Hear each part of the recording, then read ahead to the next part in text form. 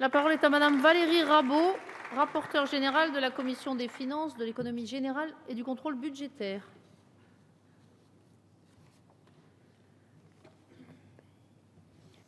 Merci Madame la Présidente, Monsieur le Ministre, Monsieur le Président de la Commission des finances, mes chers collègues. Nous sommes amenés à examiner aujourd'hui en deuxième lecture le projet de loi de finances rectificatif.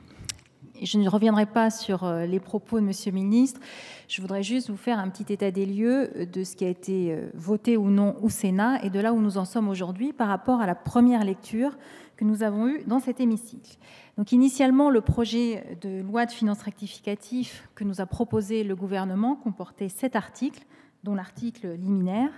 Il traduisait en formant un tout, avec le projet de loi de financement de la sécurité sociale rectificatif, la réalisation, la concrétisation des mesures du pacte de responsabilité et de solidarité, avec bien évidemment dans le PLFR la partie portant sur le budget de l'État.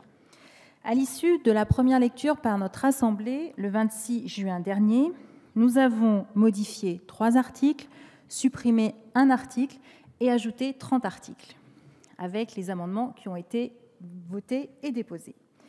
Nous avons ainsi adopté sans le modifier l'article 1 qui institue une réduction d'impôt sur le revenu au profit des ménages aux revenus les plus modestes. Nous avons voté l'article 3 qui fixe les conditions de l'équilibre, ainsi que l'article 5 qui prolonge d'1 an la contribution exceptionnelle sur l'impôt sur les sociétés. Nous avons enfin supprimé l'article 6 qui prévoyait le gel des allocations logement financées par le budget de l'État, bien entendu en coordination avec les décisions prises dans le cadre de l'examen du projet de loi de financement rectificatif de la sécurité sociale pour 2014.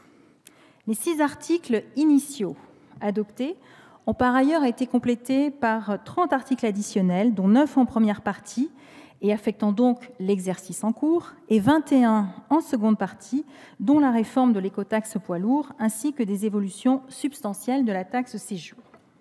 Ainsi, le texte que notre Assemblée a transmis au Sénat comprenait 36 articles. Le Sénat a pour sa part rejeté l'ensemble du texte le 8 juillet dernier, après que sa commission des finances l'eut adopté. En particulier, le Sénat avait retenu plusieurs amendements importants contre l'avis du gouvernement, voire également contre l'avis de la commission des finances, notamment la réinstauration du mécanisme de défiscalisation des heures supplémentaires qui a été supprimé par le collectif d'août 2012, examiné immédiatement après les élections. Le Sénat a ainsi rejeté la première partie du projet de loi de finances rectificative pour 2014 et donc le projet dans son ensemble. Le 10 juillet dernier, la commission mixte paritaire a constaté qu'elle ne pouvait parvenir à un accord sur l'ensemble des dispositions restant en discussion et a conclu à l'échec des travaux. À l'instar des précédents projets de loi de finances, et Monsieur le ministre l'a rappelé, une telle conclusion était inévitable dès lors que les votes ayant conduit au rejet du texte au Sénat ne présentaient pas d'objectif commun. La commission qui s'est réunie de nouveau, notre commission des finances, le 10 juillet dernier, en nouvelle lecture du présent projet de loi de finances rectificative pour 2014, a adopté plusieurs amendements.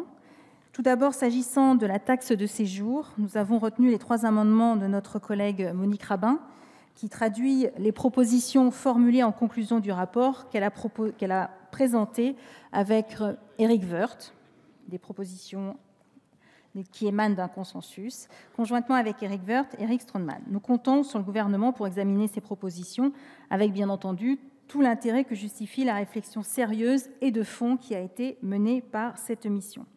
La Commission a retenu enfin la pertinence d'une clarification des incidences de l'inscription dans la loi de l'exonération du versement transport pour les associations de l'économie sociale et solidaire, car le dispositif adopté en première lecture sur ce sujet a suscité des questions et des débats dans notre Assemblée.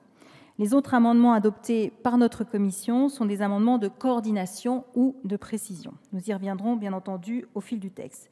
C'est pourquoi, mes chers collègues, je vous demande d'adopter ce projet de loi de finances rectificative pour 2014, comme l'a fait la Commission, en tenant compte des amendements que je viens d'évoquer. Je vous remercie.